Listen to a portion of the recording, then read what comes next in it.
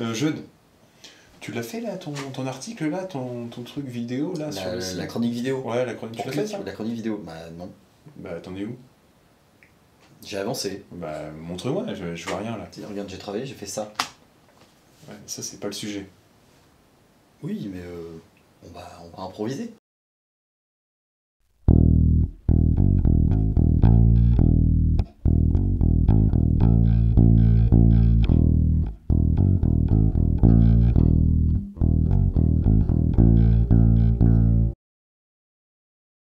Salut, c'est Gilles et bienvenue dans votre nouvelle émission Un monde d'alternatives, une chronique vidéo consacrée aux alternatives. Et avant de démarrer quoi que ce soit, on va répondre à une question toute simple qui est: qu'est-ce qu'une alternative? Une alternative est un choix entre plusieurs possibilités distinctes. Ce que nous allons vous proposer aujourd'hui dans cette chronique vidéo est donc une vision différente de ce que vous connaissez déjà. Je ne remets pas du tout en cause votre capacité à lire le titre d'une vidéo, donc nous allons rentrer directement dans le vif du sujet. On peut définir le monde réel comme l'ensemble des choses qui sont associées à nos cinq sens, ou parce que l'on peut définir comme matériel devant nous, et qui réagit avec notre entourage ou avec la société. Bon, j'avoue, c'est assez nul comme définition en soi, mais elle résume assez bien ce qu'on entend souvent dire par les parents à leurs enfants qui jouent aux jeux vidéo. C'est très bien que ton perso soit niveau max, et que tu sois premier sur ton serveur. Mais ça sert à quoi dans la vraie vie? Cet argument, souvent entendu par des gens de notre génération, est de moins en moins valable de nos jours, car la frontière entre cette vie réelle et la vie dite virtuelle n'existe quasiment plus. Quand on en vient à parler d'alternatives au monde réel, on pense en général à la réalité virtuelle. La réalité virtuelle est le fait de proposer à travers un appareil une immersion dans un monde virtuel. On retrouve donc un certain plaisir à se retrouver immergé dans un univers qui va différer totalement de la réalité, même si la tendance actuelle est d'utiliser cette même réalité virtuelle dans le monde du travail, avec par exemple l'architecture, ou les simulateurs servant à former des pilotes d'avion. La réalité virtuelle a apparu pour la première fois avec le Virtual Boy, créé par Nintendo en 1995, qui fut une des premières consoles à proposer de la réalité virtuelle. Mais cette innovation fut la console la moins vendue parmi l'ensemble des consoles Nintendo. Bien que le Virtual Boy fût ce qu'on pourrait appeler un échec critique, cette console a inspiré la conception de l'Oculus Rift, appareil bien connu de la réalité virtuelle. L'Oculus Rift représente un avenir du jeu vidéo se basant sur l'immersion visuelle et auditive du joueur. A noter que l'Oculus Rift a été initialement financé par un Kickstarter. La réalité virtuelle propose une alternative sensorielle à la vie réelle, mais n'offre pas forcément un fond assez soutenu pour la comparer à la vie. Sword Art Online, écrit par Reiki Kawahara, propose une histoire basée sur la technologie de l'Oculus Rift, en améliorée, enfermant des joueurs dans un MMORPG. C'est ce qui nous amène à parler du MMO. Le plaisir premier arrivé dans un tout nouveau MMO est tout simplement celui de créer un personnage, dit Avatar. Et on retrouve alors approximativement deux types de personnes. Ceux qui vont créer un personnage qui leur ressemble, et ceux qui vont créer un personnage tout à fait différent de ce qu'il pourrait être dans la vie réelle. On peut d'ailleurs sous-répertorier ici deux types d'avatars.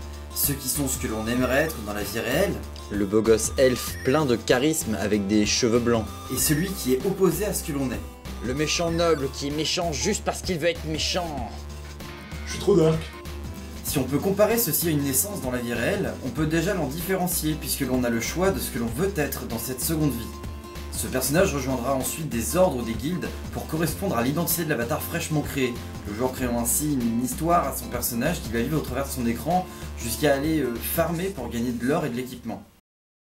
On ne va pas s'étendre sur ces jeux plus que ça, mais l'idée est posée. On joue à des jeux en ligne en vivant l'histoire d'un avatar, dans un monde virtuel regroupant plusieurs joueurs et des aspects qui sont présents dans le monde réel, dont un super important que je vais traiter dès maintenant, l'économie. On en revient donc à la fameuse phrase du début. Mais ça sert à quoi dans la vraie vie? Et je vais utiliser en exemple un jeu auquel j'ai beaucoup joué, Guild Wars 2.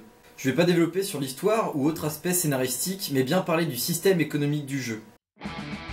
Il existe donc deux monnaies bien différentes dans Guild Wars 2, à savoir les pièces d'or, que l'on peut récupérer en tuant des créatures ou en finissant des quêtes, et les gemmes qui sont une monnaie que l'on peut acheter avec de l'argent réel, pour ensuite l'échanger contre des items rares ou des pièces d'or.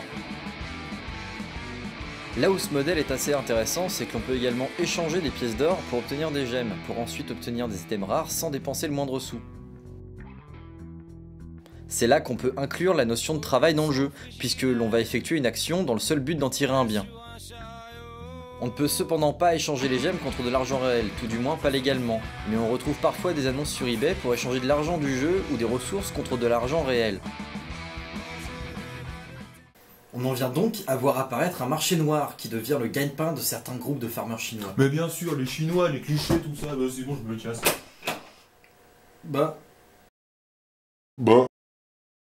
L'économie créée autour du jeu a donc une incidence sur le monde réel, puisque cela implique l'utilisation de cartes bancaires, mais rencontre également des lois morales et des lois écrites. Tout comme Guild Wars 2 est un exemple pour les MMORPG, Call of Duty permet une immersion rapide et efficace du joueur dans un environnement de guerre totale, principalement grâce à la vue à la première personne et non à la troisième proposée par les MMO. Salut les gars, je suis de retour. Oh, c'est génial! C'est génial! On a simplement parlé d'alternatives via le numérique jusqu'ici, mais les mondes virtuels existaient bien avant l'apparition du jeu vidéo à travers les livres mais également les jeux de rôle. En passant par des jeux papier comme le livre dont vous êtes le héros jusqu'à Donjons et Dragons, ou encore Aventure sur la chaîne du Bazar du Grenier ou Donjons et Jambon sur Eclipsia, ces supports proposent et demandent aux joueurs une immersion dans un monde virtuel cohérent et vraisemblable. Le jeu de rôle grandeur nature représentant quant à lui l'extrême limite entre le monde virtuel et le monde réel. Pour conclure, peut-on vraiment parler de virtuel ? Bah non, on peut pas vraiment parler de virtuel pur, mais de monde virtuel, qui présente une alternative à ce que l'on pourrait connaître. Les mondes virtuels sont un monde imaginaire défini, avec quelques limites perceptibles à tous, afin qu'un grand nombre de personnes puissent se retrouver dans ces univers imaginaires, et dans lesquels aujourd'hui des communautés se forment. On ne peut alors plus parler vraiment de virtuel, étant donné que ces communautés comportent plusieurs personnes physiques, toute activité ou lien créé avec d'autres joueurs dans un MMO ou d'autres lecteurs d'un livre sont bien réels.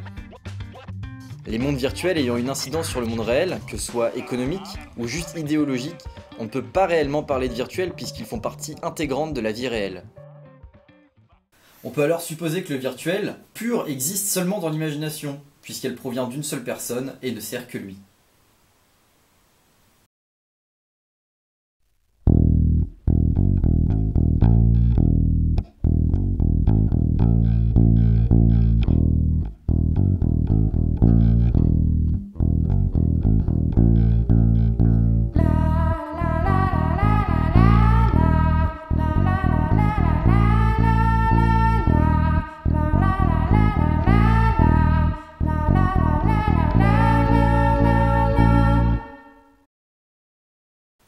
Bon, c'est bon, tu l'as eu ta chronique vidéo, t'es content? Oui, c'est bon, allez, ça va. Je vais pouvoir retourner faire ma critique de Danny Boone versus Sharknado 2.